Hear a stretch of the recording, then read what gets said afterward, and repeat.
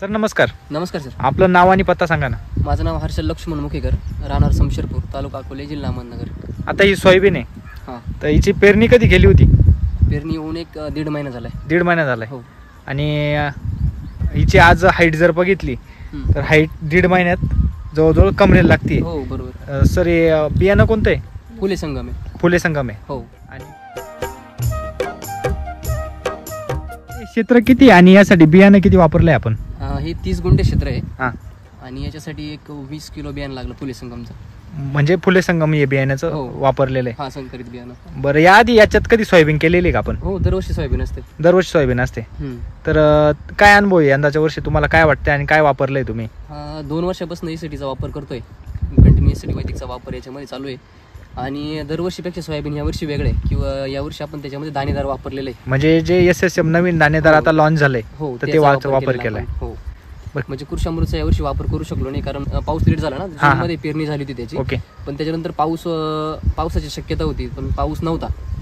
पण त्याच्यामुळे ते टाकणं शक्य नाही झालं, तर त्याच्यामुळे आपण दाणेदार वापरलं होतं. आणि आपण याच्यात एक प्रयोग म्हणून पण दाणेदार वापरलेलं आहे. हो. तर तुम्हाला दरवर्षीपेक्षा यावर्षी फरक जाणवतोय? हो, फरक जाणवतोय. सर नमस्कार. नमस्कार. आपलं नाव? महेश आत्माराम मुखेकर. सर तुम्ही आता आजूबाजूच्या सोयाबीन बघत असता दररोज, आणि ही सोयाबीन काय फरक काय वाटतोय? जमीन आसमानचा फरक आहे. म्हणजे तरी काय वाटतंय तुम्हाला की लाईव्हिंग ग्रोथ वीज सगळ्या गोष्टी एक नंबर. म्हणजे जनरली बाकीच्यांच्या एवढ्या नाही आहेत परिसरातल्या? पण नाही. म्हणजे अजून काय फरक जाणवतोय तुम्हाला की बाकीच्यांच्या सोयाबीन आणि ह्या सोयाबीन मध्ये? बाकीच्या सोयाबीन हाईट नाही, हाईट पण आहे, कलरच्या बाबतीत पण एक नंबर आहे. म्हणजे एकदम काळोखी चांगली दिसते. जबरदस्त काळोखी. बरं. जनरली काय होतं की सोयाबीन जर पेरली तर पाऊस जर जास्त झाला, आता समजा महिनाभर कंटिन्युअसली आमच्याकडे पाऊस चालू होता, महिनाभर पाऊस चालू असून सुद्धा सोयाबीनची हाईट तर झालीच, पण सोयाबीनची हाईट झाल्यानंतर व्हिजिटेटिव्ह ग्रोथ जास्त होते, म्हणजे वाढ तर होतेच. ओके. म्हणजे आपण माझावर गेली म्हणतो. हा, माझावर गेली म्हणतो. पण माझावर गेल्यानंतर तिला फुल नाही लागत. बरोबर आहे. म्हणजे लागलं तर ती शेंड्याला फुल लागतं. बरोबर आहे. मग शेंड्याला फुल लागलं का काय होतं की त्याला जेवढं उत्पन्न पाहिजे आपल्याला तेवढं उत्पन्न मिळत नाही. म्हणजे नुसती माझी जाते. हा, बरोबर आहे. पण आता हे सोयाबीन जर खालून जर वरपर्यंत जर बघितलं, पूर्ण फ्लावरिंग आहे त्याला. म्हणजे खालपासून वरपर्यंत फ्लावरिंग आहे. म्हणजे वाढ पण झालेली आहे, वाढीसोबत त्याची फ्लावरिंग जी म्हणतो आपण, व्हेजिटेटिव्ह आणि प्रोडक्टिव्ह ग्रोथ दोन्ही पण याच्यामधून झालेला आहे.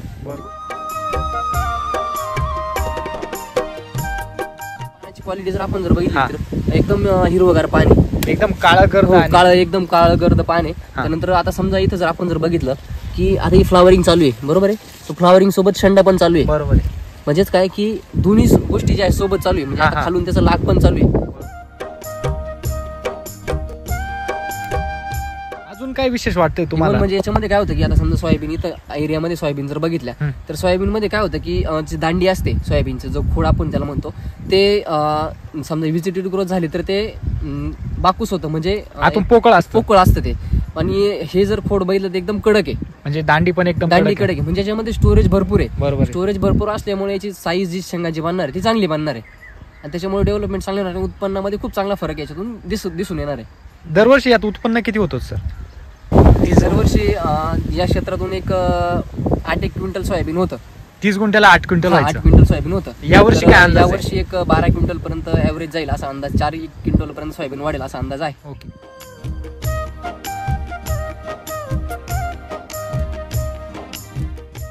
यात खर्च किती केला सर आपण? SSMचा खर्च होतो की 4,500 रुपये खर्च होतो. 2-2 एकचा वापर याच्यामध्ये केला आपण. म्हणजे 2-2 एक या बॅगा आपण इतक्या वापरलेल्या आहेत? हो, 2-2. आणि खर्च किती केला? 4,500. सर जर जनरली जर बघितलं तर केमिकलसाठी जर आपण सोयाबीन करायला गेलो तर केमिकलच्या सोयाबीनसाठी किती खर्च होतो? 5-6 हजार रुपये त्यांना लागते. म्हणजे 30 गुंठ्यासाठी 5-6 हजार रुपये लागतात.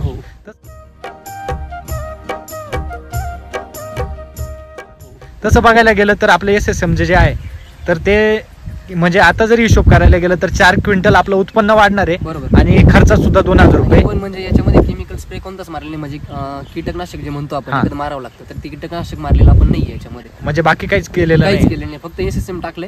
आणि आता फ्लावरिंगसाठी फ्लावर चार्जर, इन्स्टंट चार्जर आणि फ्रूट चार्जर एनर्जी बुस्टरचा स्प्रे घेतला याच्यामध्ये. आता याप्रमाणे आपण एवढी ट्रीटमेंट आपण याच्यावरती केलेली आहे, आणि ग्रोथ वगैरे ओव्हरऑल चांगली.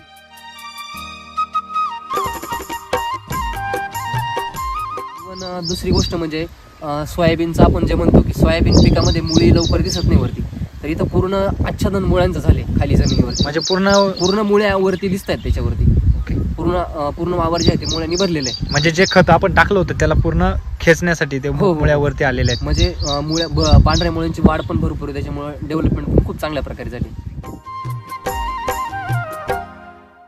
तर तुम्ही जे इथं बाकीचे शेतकरी त्यांना काय सांगाल? नाही, कोरडवाहू पिकासाठी खूप चांगला पर्याय हा SSM जे दाणेदार आपण सरांनी लॉन्च केले, राम सरांनी, हे दाणेदार खत जे आहे कोरडवाहू पिकासाठी खूप चांगल्या प्रकारे फायदेशीर ठरू शकतं. कारण शेतकऱ्यांना खर्च जो आहे तो परवडत नाही, आणि त्याच्याऐवजी हे दाणेदार केमिकलला 100% रिप्लेसमेंट आहे, आणि खूप चांगल्या प्रकारे त्याचे रिझल्ट पण आपल्याला बघायला मिळतात. नाही सर, तसं बघायला गेलं तर आपण याची तुलना केमिकल सोबत करू शकत नाही, कारण नाही, केमिकल सोबत नाही करू शकत. कारण हे टाकल्यानंतर केमिकल जे आहे त्या पिकाला लागू होणार आहे, आणि हे हो. कसं जमिनीचा पोत पण सुधारवणार आहे. बरोबर, इव्हन क्वालिटी आपल्याला दिसतेच ना. बरोबर आहे. जमिनीच्या इव्हन 2 वर्षापासून जे तंत्रज्ञान वापरते त्याच्यामुळे जमीन पण भुसभुशीत झालेली आहे. बरोबर आहे. हो. तर तुमचा कोणाला जर संपर्क साधायचा असेल, तुमचा नंबर, नाव आणि पत्ता पुन्हा एकदा सांगा.